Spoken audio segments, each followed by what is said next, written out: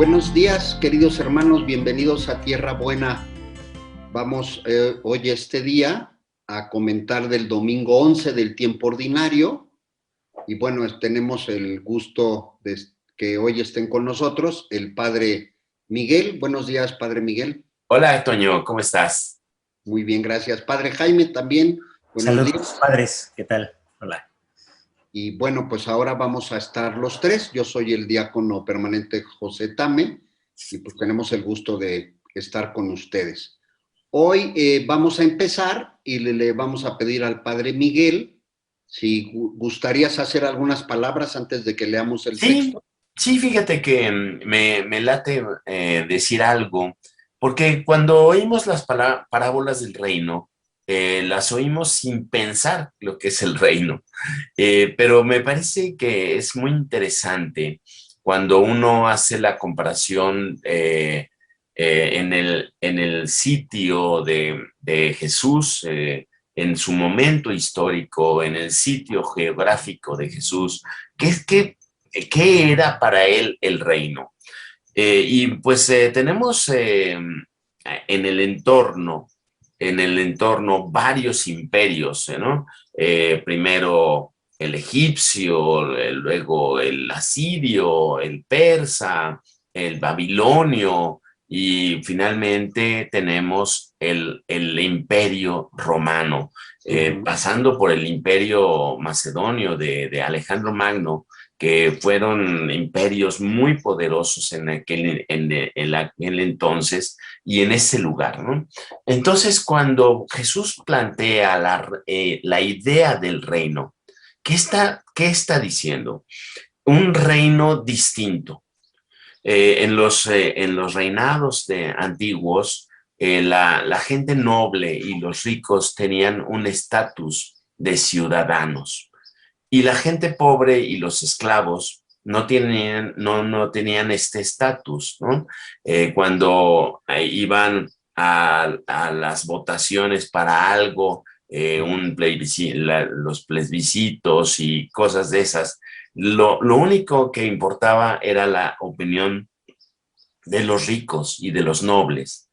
Y el pueblo generalmente no tenía carta de ciudadanía. Y entonces, hablando de un reino distinto en el que en la iglesia, en sus primeros tiempos, se vio inundada por este gozo enorme de que todos somos habitantes del reino de Dios. Todos somos habitantes de este reino que es igualitario, es un reino de paz, de justicia, de gozo. Esto no es un reino nada más de los ricos y los pobres que no tenían carta de ciudadanía, los enfermos, los lisiados. No era una pobreza entendida como económica nada más, sino de estatus social. Cuando dice Jesús, bienaventurados los pobres de espíritu en el Evangelio de Mateo, no significa nada más los pobres económicos, sino que los que están sin estatus, desprotegidos, de que no tenían una voz ni un voto.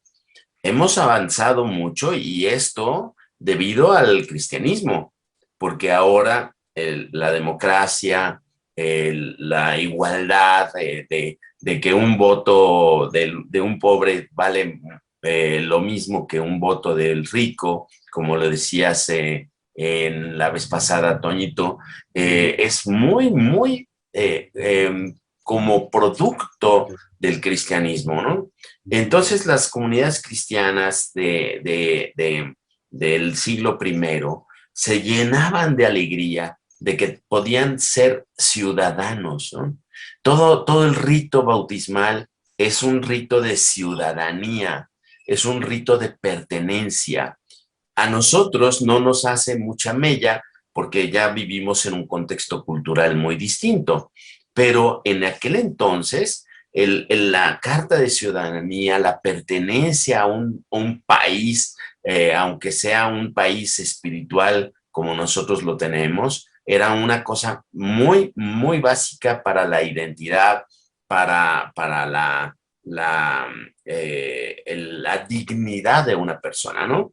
Entonces, si pensamos que el reino de Dios es un reino espiritual que se concreta en este mundo a través de los valores, de la capacidad de vivencia de la palabra de Dios, porque la ciudadanía en el reino tiene características, ¿no? Características del amor, total, del amor incondicional, del discernimiento de los espíritus, del perdón, de los sacramentos. Es un reino que nos hace hermanos de comunidad, un reino que se puede vivir en el capitalismo, en el comunismo, en la Edad Media, en la Edad presente, se puede vivir en la pobreza, en la riqueza. Es un reino que está siendo fecundo. Y en este sentido me gustaría también aportar, antes de leer el texto, que el ambiente económico ha cambiado, las categorías económicas han cambiado. Antiguamente se pensaba que había un solo pastel. Y entonces cuando un rico se apoderaba de un trozo mayor, le quitaba a otros. Era una sociedad de economía limitada. Así se describe, una economía limitada. Entonces, en este esquema de economía limitada, tenemos que entender la pobreza, la riqueza. Ahora, nosotros tenemos una economía ilimitada. Hay una generación de bienes y una generación de productos y una generación de dinero, de tal manera que un rico no a fuerza le quita a otros, ¿no? Ya el pastel se va ensanchando, se va haciendo más grande. Y esto es un cambio de estructura mental con respecto al reino de Dios, porque en el reino de Dios se nos dice, Dios, dichosos los pobres de espíritu, porque son los desprotegidos. No son los pobres económicamente hablando. Una viuda podía tener muchas monedas de plata y sin embargo ser una pobre viuda porque no tenía presencia social. Una mujer no tenía presencia social. Una viuda que había dejado de tener un marido que la protegiera era una viuda pobre, aunque tuviera mucho dinero, ¿no? Y entonces ser niño, pues no aportabas nada a la sociedad y la sociedad no te consideraba. Ahora los niños comen en la misma mesa, en los mismos alimentos que los adultos, pero antiguamente no. Los niños tenían que comer en la cocina con las mujeres y solamente se sentaban a la mesa los adultos, los que podían platicar de política, los que podían platicar de religión, eran los adultos varones.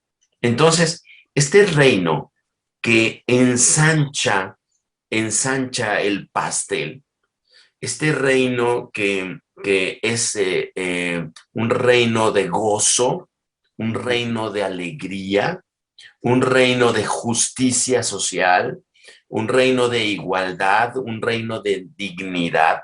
Es el reino que vamos a entender en las parábolas. Porque no solo es portarse bien, no solo es portarse bien. Hay un cambio de estructura mental muy importante a la hora de que nosotros nos topamos con estas parábolas del reino. Bien, ¿cómo les parece esto para abrir boca?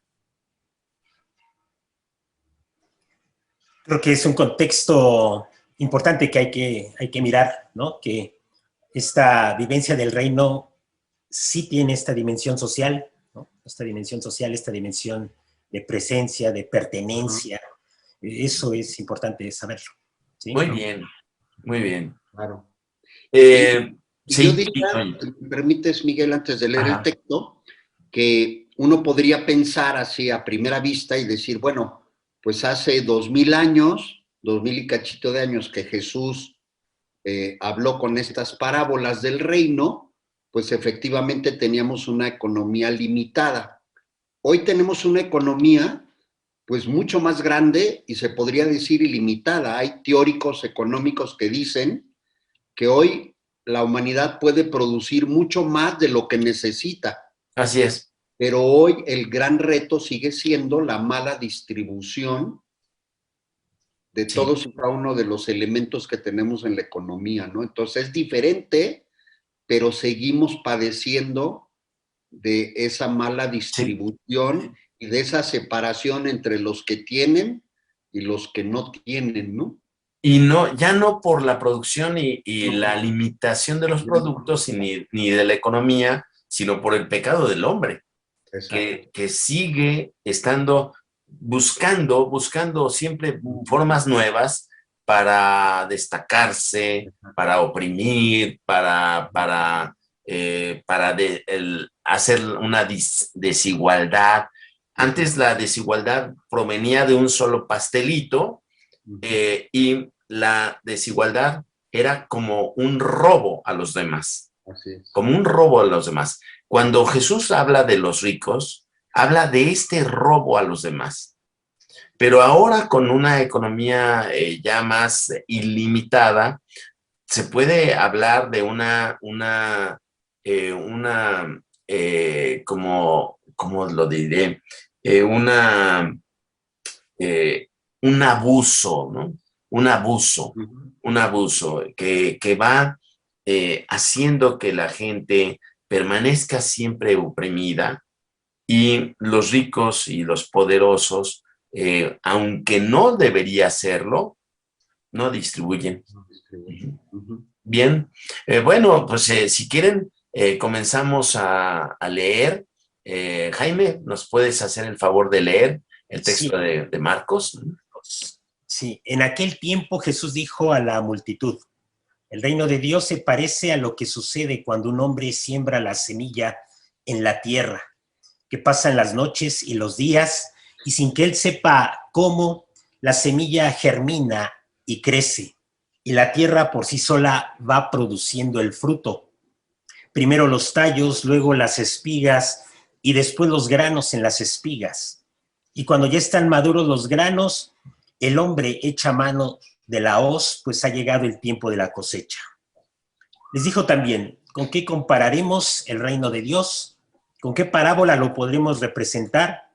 Es como una semilla de mostaza que cuando se siembra es la más pequeña de todas las semillas, pero una vez sembrada crece y se convierte en el mayor de los arbustos y echa ramas tan grandes que los pájaros pueden anidar a su sombra. Con otras muchas parábolas semejantes les estuvo exponiendo su mensaje de acuerdo con lo que ellos podían entender, y no les hablaba sino en parábolas, pero a sus discípulos les explicaba todo en privado. Muchas gracias, Jaime. Pues mi comentario es que, dado que el reino de Dios es distinto y que la economía y los bienes eran limitados, surge esta comparación del reino con un aspecto de la vida antigua que no tenía esta limitación. La limitación se daba en la economía, en los bienes, pero la limitación tenía una excepción. La excepción era el campo. El campo estaba en manos de Dios. Como lo dice en algún pasaje, miren los lirios del campo, ¿no? Están en manos de Dios. Dios es el único que tiene el poder de generar cosas nuevas. Hay una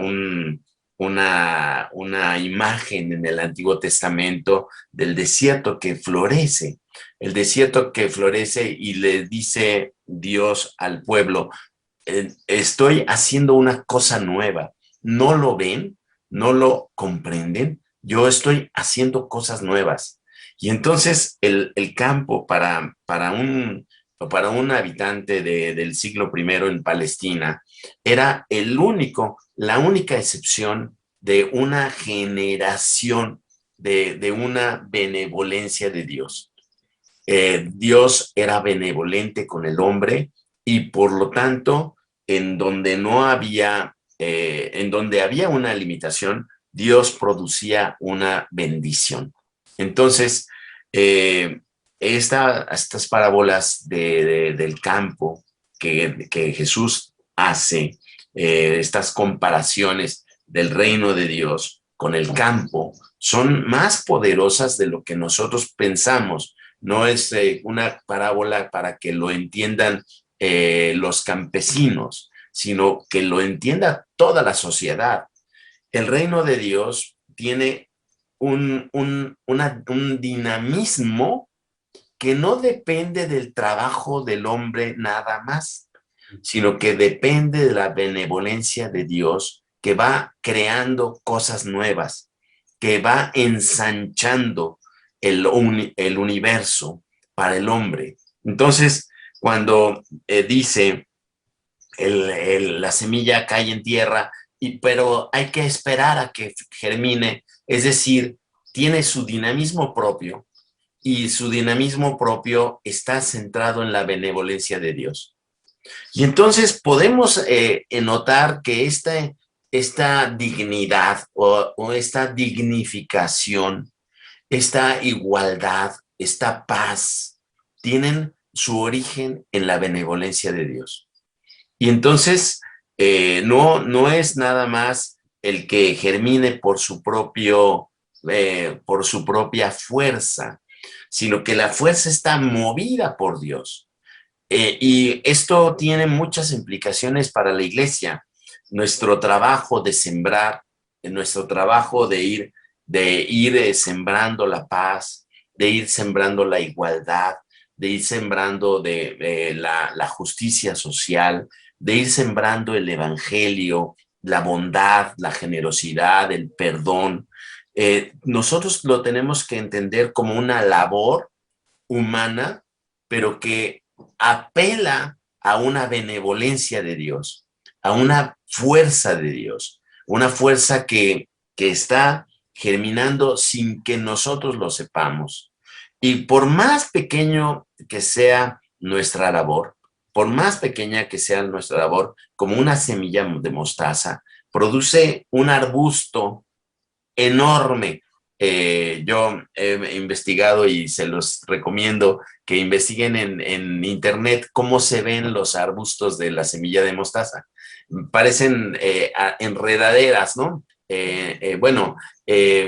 Me acuerdo mucho en la casa de Cuernavaca teníamos un chayote, que son matorrales enormes y muy complicados en sus formas, ¿no? Así me parece que es una especie de semilla de mostaza. Hay muchas especies, pero hay algunas especies que dan verdaderamente plantas como árboles, ¿no? Pero en general es un arbusto muy complicado, como el chayote, que se enreda a sí mismo. Entonces, una semillita produce un arbusto enorme. Es decir, la benevolencia de Dios hace que nuestras acciones, por más pequeñas que sean, germinen en una planta muy grande. Pero hay que esperar. A veces nos desesperamos porque la sociedad moderna está acostumbrada a meter una moneda a la máquina, jalarle y que te salga un refresco. Claro. Comprar con una tarjeta de crédito y ya tienes el bien o servicio. Pero esta benevolencia de Dios tarda. Entonces, hay que creer, hay que esperar y hay que tener muy en cuenta que lo sembrado por nosotros va a tardar en germinar, pero siempre tenemos la promesa de Dios de que germina. Todos los actos humanos tienen la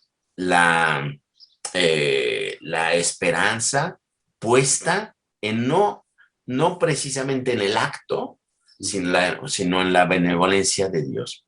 Así veo estas parábolas y que me producen mucha alegría, mucha alegría.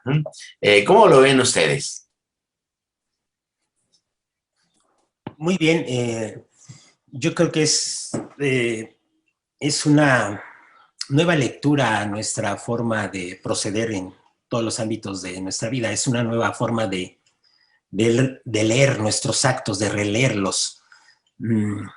Ya no desde solamente desde nuestras capacidades, que ya de por sí ya son presencia de la bondad de Dios, ¿no? Las capacidades que tenemos y que las podemos poner al servicio del reino, sino leer nuestros actos, leer nuestros programas, nuestras acciones, nuestros proyectos, desde, pues sí, la paciencia, desde la esperanza, desde que es Dios quien está actuando, porque de lo contrario sí es posible caer en esta tentación, en el riesgo de seguir pensando que son nuestras obras, que nosotros somos los que aceleramos el reino, que nosotros somos los que empujamos el reino, cuando la vitalidad es mucho más discreta, la vitalidad es mucho más eficaz y discreta, parecería que no se ve, y es ahí donde el hombre también pone en juego su esperanza, o como lo decía, su paciencia, su esperanza, ¿sí? Pone a fortalecerse, ¿sí? Yo creo que estas parábolas del reino es para fortalecer a todos los que pertenecen al reino.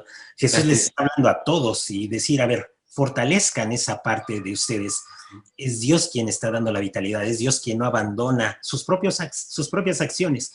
Entonces, yo creo que es una parábola que a mí también, son dos parábolas que a mí también me dan mucha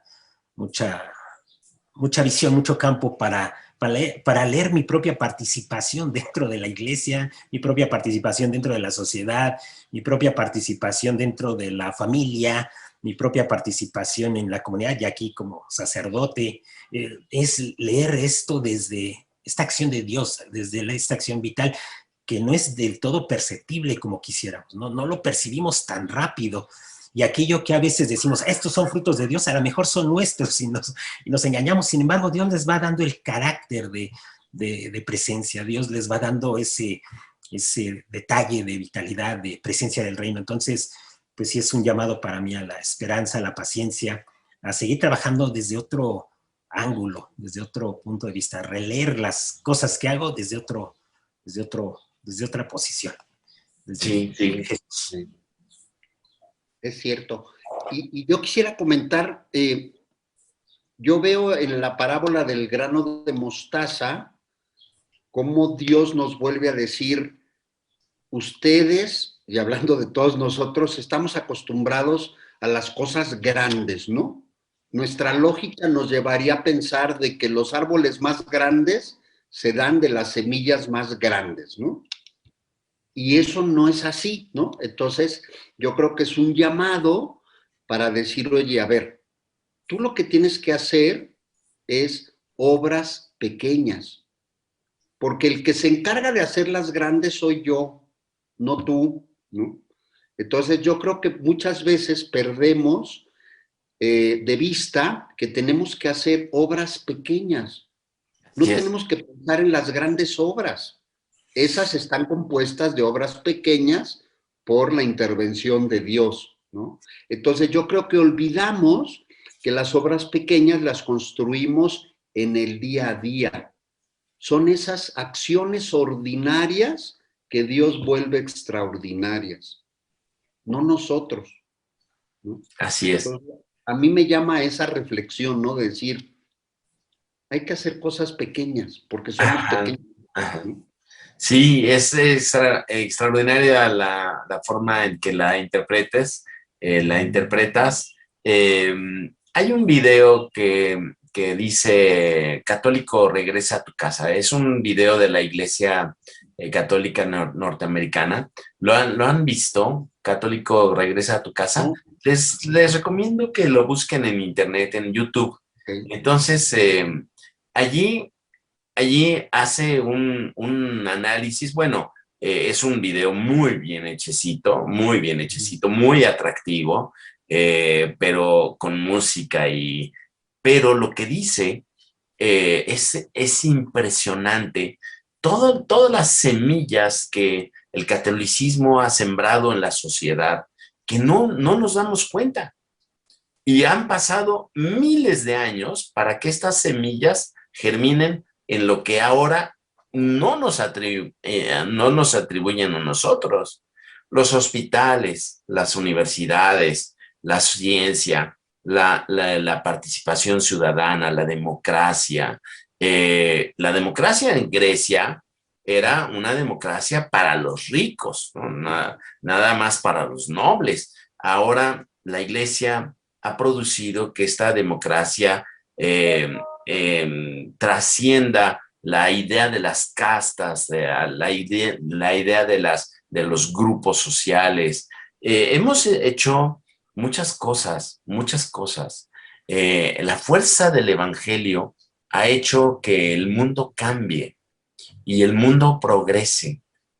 Cuando nosotros miramos hacia adelante, nos parece que nuestras acciones son estériles. Pero si miramos hacia atrás, vemos la proliferación de la infancia, de la dignidad de la infancia, de los derechos de la mujer. Bueno, vemos muchas cosas que a lo largo de la historia, muy poco a poco, y con muchos ingredientes, Dios va tejiendo una historia distinta para la humanidad. Entonces, bueno, se los recomiendo porque pues, es como un lujo de pertenencia a nuestra iglesia, ¿no? Católico, regresa a tu casa. Y pues verdaderamente me quedo con mucha alegría, y una ronda final de opiniones, Jaime. Pues que en este sentido de que estos textos nos ayudan a leer nuestras propias acciones, es también cómo este texto nos ayuda a valorar a las otras personas. Así es. Porque también nuestra forma de valorar es a partir de las apariencias, ¿no? Las apariencias más atractivas de aquello que puede llamar la atención, cuando realmente es a veces en las personas que pudieran no tener una posición en la sociedad, son las que van mostrando la presencia de Dios de una manera extraordinaria y de una manera que no esperamos. También yo creo que para valorar estas relaciones con las personas, este texto también da luz. Muy bien, muy bien. Sí. Muy bien. Y yo quisiera retomar pues el último renglón, el último versículo que nos hizo favor el padre Jaime de leer, en donde dice que Jesús les explicaba a sus discípulos todo esto en secreto, ¿no? Ajá. En donde nosotros, aunque no podemos escuchar con nuestros oídos humanos la voz de Jesús hoy explicándonos en secreto esto, yo estoy seguro que si nuestros queridos hermanos y nosotros volvemos a releer el texto, hacemos una oración y nos ponemos en manos de Dios, Dios también nos vuelve a explicar en secreto. Exactamente, exactamente. Pues bueno, híjole, qué bien, ¿no? Pues me parece que ya tenemos mucho trabajo para la semana. Si les interesa, si les interesó el video, compártanlo, por favor. Denos like o dislike, no importa. Todo funciona para que pues YouTube nos vaya poniendo en sus algoritmos más arriba de las búsquedas, ¿no? Y también pues les pedimos que a los que no se han suscrito, se suscriban y pues toquen la campanita y le pongan todos. En las notificaciones hay que poner todas las notificaciones para que les lleguen los avisos de cuando nosotros ponemos un video nuevo. Bueno, bendiciones a todos. Muchas gracias por escucharnos por dejarnos entrar a sus corazones y a sus casas. Muchas gracias. Bendiciones. Gracias.